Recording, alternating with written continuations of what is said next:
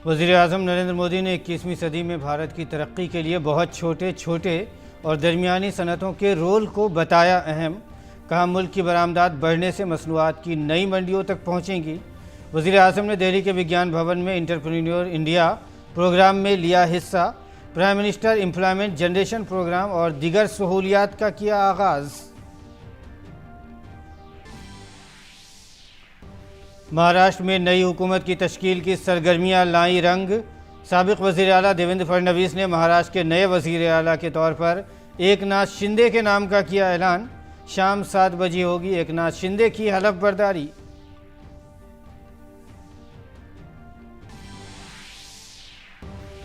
मुल्क के बेशतर हिस्सों में बारिश का सिलसिला जारी। दिल्ली और आसपास के इलाकों में हुई शदीद बारिश। कई रियासतों में बारिश के लिए येलो और रेड अलर्ट जारी।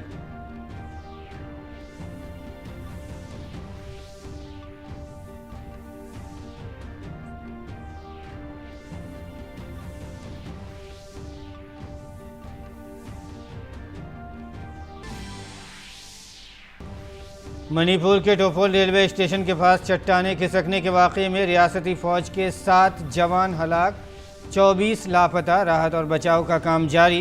वज़ीर दाखिला ने हादसे पर की इजहार अफसोस का किया इजहार। रियासत के वज़ीर आला ने फ़ोन पर की बात। जम्मू कश्मीर में श्री अमरनाथ यात्रा आज से शुरू। बालताल और पहलगाम से यात्रियों का पहला ग्रुप अमरनाथ के लिए रवाना। यात्रा 30 जून से 11 अगस्त तक रहेगी जारी। अक़ीदतमंदों की सहूलत और हिफाजत के लिए किए गए हैं बेमिसाल इंतजामात।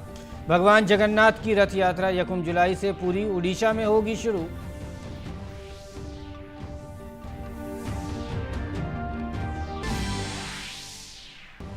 रूसी सदर व्लादिमीर पुतिन ने स्वीडन और फिनलैंड के नेटो में शमूलियत के इम्कान के बाद किया खबरदार। कहा, अगर नेटो ने फिनलैंड और स्वीडन में फ़ौज या इंफ्रास्ट्रक्चर की तैनात किया तो रूस हर तरह से देगा उसका जवाब।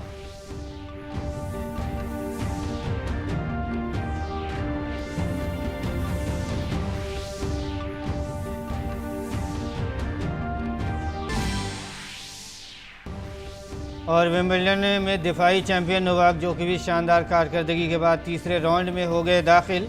एंडी मरे और ईमा रोडो कानवे दूसरे दौर राउंड में हुए बाहर।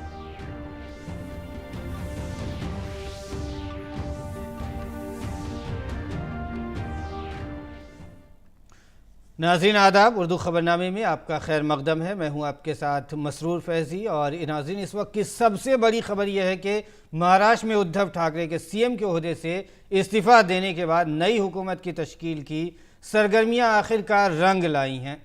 साबिक वज़ीर आला देवेंद्र फडणवीस ने महाराष्ट्र के नए वज़ीर आला के तौर पर एकनाथ शिंदे के नाम का ऐलान कर दिया है।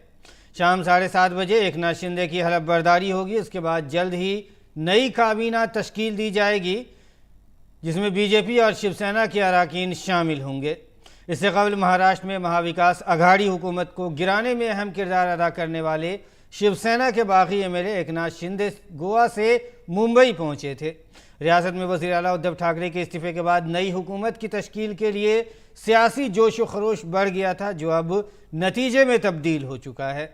इस सिलसिले में रियासती बीजेपी के बड़े लीडरों ने साबिक वज़ीर आला देवेंद्र फडणवीस के घर मीटिंग में शिरकत की थी। इस दौरान बीजेपी के रियासती सदर चंद्रकांत पाटिल ने इसे बीजेपी के लिए खुशी का दिन करार दिया था। आइए सुनते हैं इस मौके पर वज़ीर आला के ओहदे के उम्मीदवार एकनाथ शिंदे ने क्या कहा।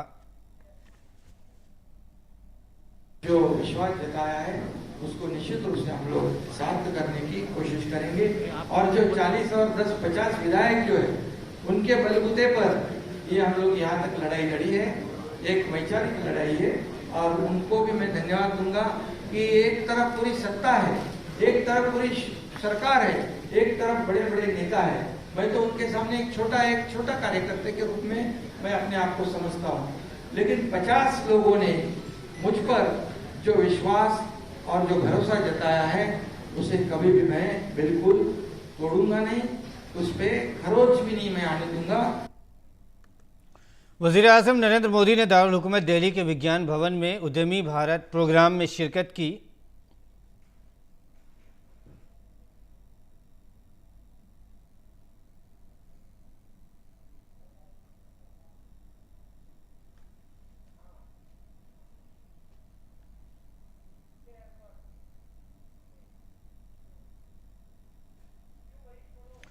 प्रोग्राम के दौरान पीएम मोदी ने वजीर आजम एमएसएमई कारकर्दगी में सुधार तेजी रैंप स्कीम का आगाज़ किया।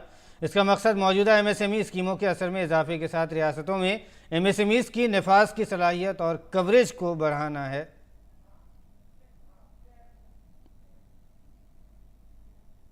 वजीर आजम ने पहली बार के एमएसएमई बरामद कुनिंदगान की सलाहियत साजी CBFT स्कीम का भी आगाज़ किया। इसका मकसद एमएसएमईज को आलमी मार्केट में बैनुल अक़वामी मेयार की मसनूआत और ख़िदमात पेश करने की तरग़ीब देना है।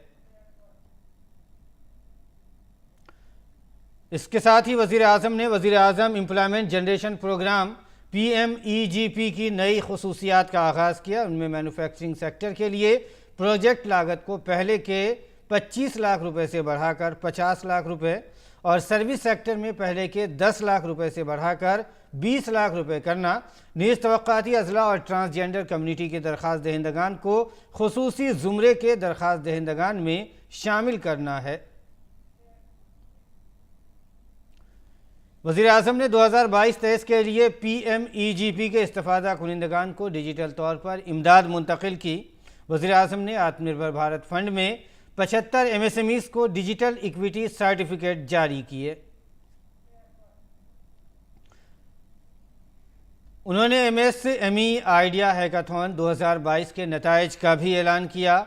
10 मार्च 2022 को शुरू की गई इस हैकाथॉन का मकसद अफराद की तख्लीकी सलाहियतों को फ़रोग़ देना और उसकी हिमायत करना है, जदीद तरीन टेक्नोलॉजी को अपनाना और MSMEs में इख्तरा को फ़रोग़ देना है।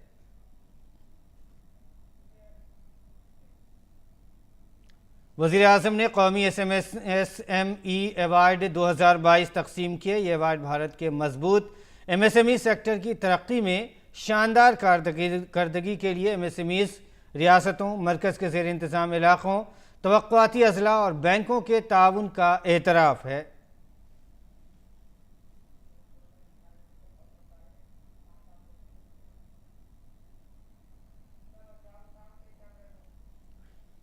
प्रोग्राम से खिताब करते हुए पीएम मोदी ने कहा कि MSME सेक्टर को मजबूत करने के लिए गुज़िश्ता 8 सालों में हुकूमत ने बजट में 650% से ज़्यादा का इजाफा किया है। पीएम ने कहा कि मरकज़ी हुकूमत ने MSME के लिए emergency credit line guarantee scheme के तहत 3.5 लाख करोड़ रुपए यकीनी बनाए हैं। MSME सेक्टर को मजबूत देने के लिए पिछले 8 साल में हमारी सरकार ने बजट में 650%, 650% से ज्यादा की बढ़ोतरी की है। और इसलिए हमारे लिए MSME का मतलब है maximum support to micro, small and medium enterprise. MSME आज मैक्सिमम एम्प्लॉयमेंट के लिए बहुत जरूरी है। इसलिए जब 100 साल का सबसे बड़ा संकट आया तो हमने अपने छोटे उद्यमों को बचाने के साथ ही उन्हें नई ताकत देने का भी फैसला लिया। केंद्र सरकार ने emergency credit line guarantee scheme के तहत 3.5 लाख करोड़ रुपए की मदद MSMEs के लिए सुनिश्चित की। वज़ीर आज़म मोदी ने कहा कि भारत की बरामदात में मुसलसल इजाफा हो रहा है। पीएम ने कहा कि भारत की मसनूआत को नई मंडियों तक पहुंचाने के लिए मुल्क के MSME सेक्टर को मजबूत करना बहुत ज़रूरी है। उन्होंने कहा कि MSME सेक्टर भारत की मईशत में तकरीबन 1/3 हिस्सा है उसका। भारत की अर्थव्यवस्था में लगभग 1/3 हिस्सेदारी MSME सेक्टर की है। इस सेक्टर से जुड़े करोड़ों साथी देश के ग्रामीण क्षेत्रों से आते हैं। इसलिए MSME सेक्टर देश के सूक्ष्म, लघु और मध्यम उद्योग सरकार की सर्वोच्च प्राथमिकताओं में से एक है। MSME आज मैक्रो इकोनॉमी की मजबूती के लिए भी जरूरी है। आज भारत जितना निर्यात कर रहा है उसमें बहुत बड़ा हिस्सा MSME सेक्टर का है। इसलिए MSME आज मैक्सिमम एक्सपोर्ट्स के लिए जरूरी है। और वज़ीर-ए-आज़म नरेंद्र मोदी ने कहा कि देहात में छोटे कारोबारियों की मदद से पहली बार खादी और देही सनअतों का कारोबार 1 लाख करोड़ रुपए से तजावुज़ कर गया है। पीएम ने कहा कि खादी की फ़रोख्त में पिछले 8 सालों में 4 गुना इजाफा हुआ है। पहली बार खादी और ग्रामोद्योग का टर्नओवर 1 लाख करोड़ रुपए के पार पहुंचा है। ये इसलिए संभव हुआ है क्योंकि गांवों में हमारे छोटे छोटे उद्यमियों ने, हमारी बहनों ने, हमारी बेटियों ने बहुत परिश्रम किया है। बीते 8 वर्षों में खादी की बिक्री 4 गुना बढ़ी है, 4 गुना। बीते 8 वर्षों में खादी और ग्रामोद्योग में 1.5 करोड़ से ज्यादा साथियों के लिए रोजगार के अवसर सृजित हुए हैं। अब भारत की खादी लोकल से ग्लोबल हो रही है। विदेशी फैशन ब्रांड भी खादी की तरफ आकर्षित हो रही है। नए नए क्षेत्रों से नए नए बाजारों के लिए नए रास्ते बने हैं, जिसका छोटे उद्योगों के लिए बहुत फायदा हो रहा है। वज़ीर-ए-आज़म नरेंद्र मोदी ने अपने खिताब में कहा कि हर भारतीय के लिए एंटरप्रेन्योरशिप को आसान बनाने में मुद्रा योजना ने बहुत बड़ा रोल अदा किया है। उद्यमशीलता को हर भारतीय के लिए सहज बनाने में मुद्रा योजना की बहुत बड़ी भूमिका है।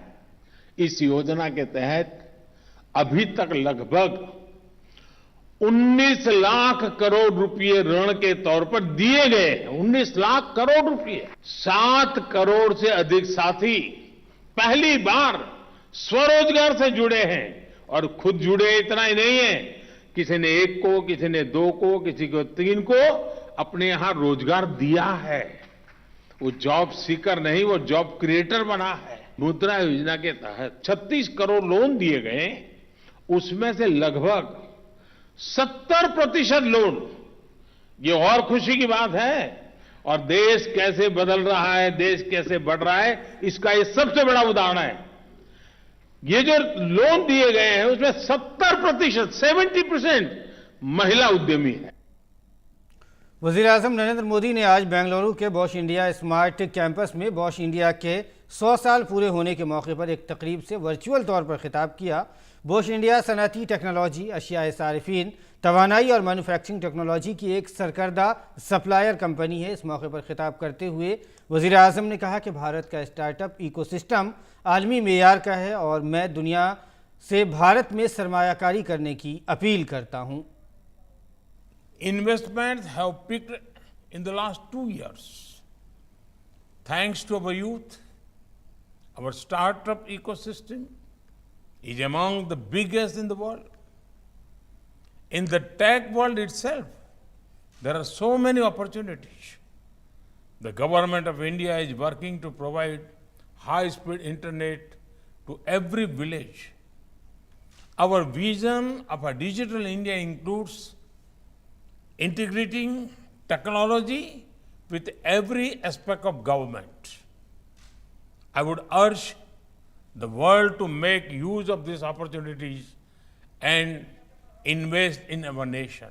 Milestones are important. They are an occasion to celebrate and also look ahead. I urge Bosch to think of doing even more in India. उन्होंने ये भी कहा कि हमने वबाई अमराज के दौरान टेक्नोलॉजी के फ़वायद देखे हैं। बॉश कंपनी ने न सिर्फ कैनल टेक्नोलॉजी की नई राहें तलाश कर रही हैं, बल्कि तवानाई के पायदार ज़राए पर भी तवज्जो मरकूज़ कर रही है। उन्होंने ये भी कहा कि यह मौका भारत और बॉश इंडिया के लिए अहम है।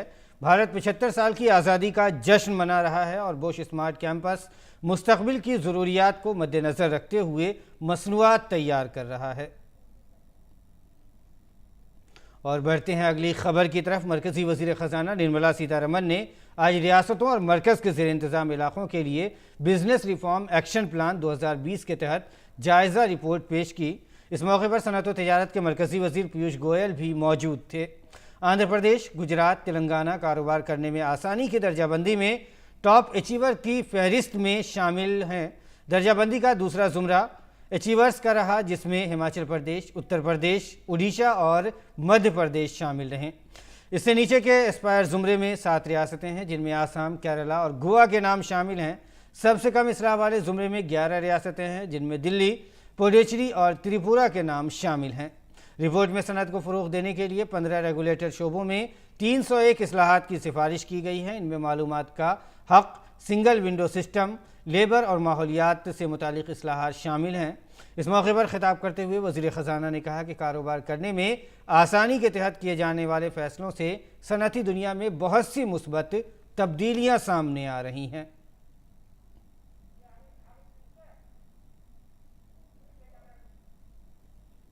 और इस मौके पर मरकज़ी वज़ीर तिजारत पीयूष गोयल ने GST कौंसिल के जवाहरात और जेवरात पर GST बढ़ाने के फ़ैसले का खैर मकदम किया है। उन्होंने इस मौके पर वज़ीर ख़जाना का शुक्रिया भी अदा किया।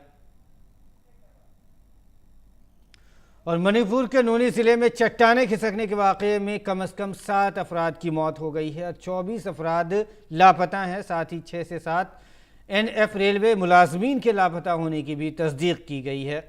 लैंडस्लाइडिंग की वजह से नूनी ज़िला मुकम्मल तौर पर बंद हो गया है और इसी नदी मलबे और कीचड़ से भर गई है। नूनी ज़िला में तोपुल रेलवे स्टेशन के करीब तैनात भारतीय फ़ौज की 160 टेरिटोरियल आर्मी कंपनी के मकाम पर बड़े पैमाने पर लैंडस्लाइडिंग के बाद बचाव मुहिम जारी है। ज़ख्मियों का नूनी आर्मी मेडिकल यूनिट में इलाज किया जा रहा है। शदीद ज़ख्मी अफराद को निकालने की कोशिशें जारी हैं।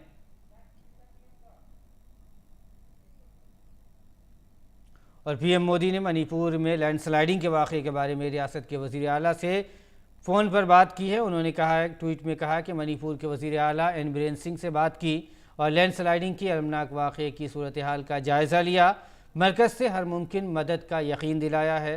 मैं तमाम मुतासर अफराद की सलामती के लिए दुआ गो हूँ।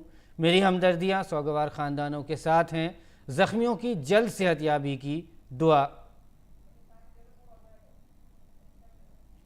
और वज़ीर दाखिला अमित शाह ने भी आज मणिपुर के तोपुल रेलवे स्टेशन के करीब लैंडस्लाइडिंग के वाक़े के सिलसिले में वज़ीर आला N बीरेन सिंह और वज़ीर रेल अश्विनी वैष्णव से बात की है। उन्होंने ट्वीट करते हुए कहा है कि रेस्क्यू ऑपरेशन ज़ोरों पर है और नेशनल डिज़ास्टर रिस्पांस फोर्स की टीमें मौके पर पहुंच गई हैं और मज़ीद 2 टीमें वहां पहुंचने वाली हैं। और अब बात मानसून की करें तो मानसून ने दिल्ली में दस्तक दे दी है। दारुल हुकूमत दिल्ली और आसपास के इलाकों में आज सुबह मौसम ने करवट ली। गर्मी और उमस से परेशान दिल्ली वालों का इंतज़ार ख़त्म हुआ और राजधानी बारिश से भीग गई। दिल्ली के कई इलाकों में बारिश हुई है। इसके साथ ही गुज़िश्ता चंद रोज़ से गर्मी से परेशान लोगों ने राहत की सांस ली है। भारतीय महकमे मौसमियात के मुताबिक मानसून अपनी मुकर्ररा रफ्तार से आगे बढ़ रहा है और शुमाली भारत की बेशतर रियासतों तक पहुँच चुका है। इसलिए आज से दिल्ली NCR में भी मूसलाधार बारिश का सिलसिला शुरू हो गया है। दिल्ली में आज ज़्यादा से ज़्यादा दर्जा हरारत 34 डिग्री और कम से कम दर्जा हरारत 27 डिग्री रहने का इम्कान है। दिल्ली में मानसून की आमद का वक्त 27 जून था। माहिरीन मौसमियात के मुताबिक इस साल केरला में जुनूब मगरबी मानसून की आमदोरफ्त से 3 दिन पहले की थी आमद 3 दिन पहले थी, जबकि महकमे मौसमियात का यह भी कहना है कि जुनूब मगरबी मानसून 6 जुलाई तक पूरे मुल्क में पहुंचने का इम्कान है। हमारे नामानिगार तापस भट्टाचार्य ने दिल्ली मानसून की सरगर्मियों पर दिल्ली के महकमे मौसमियात के सरबराह चरण सिंह से बात की है। बृहस्पतिवार को दिल्ली वासियों को बारिश का नजारा देखने को मिला और उसी के साथ मानसून ने भी दस्तक दे दी है दिल्ली में। और मानसून के बारे में बात करने के लिए मेरे साथ इस वक्त मौजूद है चरण सिंह, जो कि दिल्ली मेट डिवीजन के हेड है, और बताएंगे हमें कि किस हद तक मानसून आगे बढ़ा है। देखिए, मानसून की प्रोग्रेस इस समय अगर हम नॉर्थ वेस्ट इंडिया की बात करें तो बहुत अच्छी चल रही है। अभी तक जो मानसून है पूरे उत्तर प्रदेश में, उत्तराखंड, हिमाचल प्रदेश और कुछ जम्मू का एरिया और हरियाणा, यहाँ मानसून इंक्लूडिंग दिल्ली पहुँच चुका है। जिसमें अगर राजस्थान की बात करें तो जो पूर्वी राजस्थान है वहाँ भी मानसून का काफ़ी एरिया कवरेज हो गया है। और मानसून की जो चाल है, प्रोग्रेस है, बहुत अच्छी है। सुबह से ही NCR दिल्ली में ज़्यादातर जगहों में बरसात लगातार हो रही है। मानसून और प्रोग्रेस करेगा। जो पंजाब, हरियाणा, राजस्थान के एरिया बचे हुए हैं उनके ज़्यादातर हिस्से में मानसून अगले 1 से 2 दिन में पहुंच जाएगा। सर, दिल्ली वासियों को अगर जानना, क्योंकि सुबह से बारिश तो हो ही रही है, वो ज़रूर जानना चाहेंगे कब तक ये बारिश का जो सिलसिला है वो चलेगा। एक्सपेक्टेड क्या आप कह सकते हैं कि अगले 3 से 4 दिन इस तरीके की बारिश और इस तरीके का सुहाना जो वेदर है वो रहेगा? देखिए, ये बहुत ही अच्छी आपने सवाल पूछा। दिल्ली और दिल्ली के आसपास के जो एरिया हैं या तमाम जो उत्तर पश्चिम भारत है, यहाँ अगले 3 दिन अच्छी बरसात रहेगी। दिल्ली में भी बरसात रहेगी, लगभग रोजाना बरसात होगी। उसके बाद अगर हम चौथे 5वें दिन की बात करें तो बरसात की संभावना रहेगी, पर बरसात की जो इंटेंसिटी है वो कम हो जाएगी। तो कुल मिला के हम कह सकते हैं अगले 4-5 दिन इंक्लूडिंग एनसीआर दिल्ली और आसपास के एरियाओं में बरसात जारी रहेगी। देखिए, दिल्ली के साथ साथ मैं दूसरे एरियाओं को बताना चाहूँगा, जैसे उत्तराखंड है, उत्तर प्रदेश है, ईस्ट राजस्थान है। बहुत अच्छी बरसात पिछले 24 घंटे में हुई है और सुबह से रिपोर्ट है कि कई जगह में बरसात चल रही है, जिसके चलते उत्तराखंड, उत्तर प्रदेश, ईस्ट राजस्थान, इनमें चेतावनी भी दी गई है भारी बरसात की। अगर हम दिल्ली की बात करें तो दिल्ली में रात तक तो बहुत ट्रेस या ट्रिपल डॉट टाइप की रेन 1-2 स्टेशन में रिपोर्ट हुई थी, परंतु सुबह से 8:30 बजे से अगर 11:30 बजे तक के आंकड़ों की बात करें तो बहुत अच्छी बरसात हुई है। ये सब जो हमारा मौसम भवन ऑब्जर्वेटरी है वहाँ 77 मिलीमीटर बरसात तो हो चुकी है, वहीं सफदरजंग ऑब्जर्वेटरी में 64 मिलीमीटर बरसात हो चुकी है। आखिरी सवाल जानना चाहेंगे, आपने कहा उत्तराखंड, हिमाचल, ये जो वेस्ट हिमालयन रीजन का है, यहाँ पे आप लोगों ने रेड अलर्ट की भी घोषणा, ऑरेंज अलर्ट और रेड अलर्ट की भी घोषणा की थी, तो अभी क्या लेटेस्ट उसमें है? क्या अलर्ट अभी भी जारी है या उसमें आप लोगों ने कुछ रियायत या फिर कुछ और अपडेट है उसमें? नहीं, देखिए, बहुत ज़्यादा रियायत तो नहीं है। तो जो रेड वार्निंग दी हुई थी उत्तराखंड के लिए उसको घटा दिया है, परंतु जो रेन को देखते हुए उत्तराखंड और ईस्ट राजस्थान, वेस्ट यूपी, यहाँ के लिए अभी भी 2 दिन के लिए ऑरेंज वार्निंग रखी हुई है। और ख़ासतौर से हम राजस्थान की बात करें तो थंडर स्टॉर्म एक्टिविटी देख के, लाइटनिंग जो बिजली गिरती है उसको देखते हुए 3 दिन के लिए ऑरेंज वार्निंग दी गई है। बहुत बहुत शुक्रिया हमसे बात करने के लिए। तो ये थे चरण सिंह जो बता रहे थे कि दिल्ली वासियों को अगले 3 से 4 दिन अच्छा मौसम का देखना पड़ेगा और ये बारिश जो है वो अगले 4-5 दिन जरूर रहेगा। और छतरी ले लीजिए, रेनकोट पहन लीजिए, क्योंकि ये सिलसिला जो है वो चलता रहेगा। कैमरा पर्सन अनिल के साथ मैं तपस्वी भट्टाचार्य, दूरदर्शन समाचार, दिल्ली। और बढ़ते हैं अगली खबर की तरफ। कश्मीर में पहलगाम और बालटाल के रास्तों पर सख्त सिक्योरिटी के दरमियान सालाना अमरनाथ यात्रा का आगाज़ हो गया। भगवान शिव की गुफा के दर्शन के लिए शुरू होने वाली 43 रोज़ा यात्रा 11 अगस्त को रक्षाबंधन के दिन इख्तिताम पजीर होगी। उहदेदारों का ख्याल है कि इस साल मज़ीद तीर्थ यात्रियों के आने की तवक्को है, क्योंकि ये 2 साल के वक्फे के बाद हो रहा है। सालाना दौरा 2020 और 2021 में कोविड वबा की वजह से मनसूख कर दिया गया था। इस साल 3 लाख से ज़्यादा तीर्थ यात्रियों ने अब तक इंदराज कराया है। इस साल अक़ीदतमंदों की तादाद 6 लाख से ज़्यादा होने का इम्कान है। लेफ्टिनेंट गवर्नर मनोज सिन्हा ने कल जम्मू शहर के भागवती नगर में बेस कैंप से पहलगाम और बालटाल की तरफ यात्रियों के पहले दस्ते को झंडी दिखाकर रवाना किया। तीर्थ यात्रियों को रवां साल लंगर, मेडिकल, मवासलात और सफाई सुथराई की सहूलियात फराहम की जाएंगी। श्री अमरनाथ जी श्राइन बोर्ड के CEO नितेश्वर कुमार ने कहा है कि अक़ीदतमंदों के नक़्ल व हरकत और निगरानी के लिए रेडियो फ्रीक्वेंसी की शनाख्त फराहम की जाएगी। और बैनुल अक़वामी ख़बरों पर आइए नज़र डालते हैं। रूसी सदर व्लादिमीर पुतिन ने स्वीडन और फिनलैंड के नेटो में शमूलियत के इम्कान के बाद ख़बरदार किया है। कहा है कि अगर नेटो में फिनलैंड और स्वीडन में फ़ौज और इंफ्रास्ट्रक्चर तैनात किया तो रूस हर तरह से उसका जवाब देगा।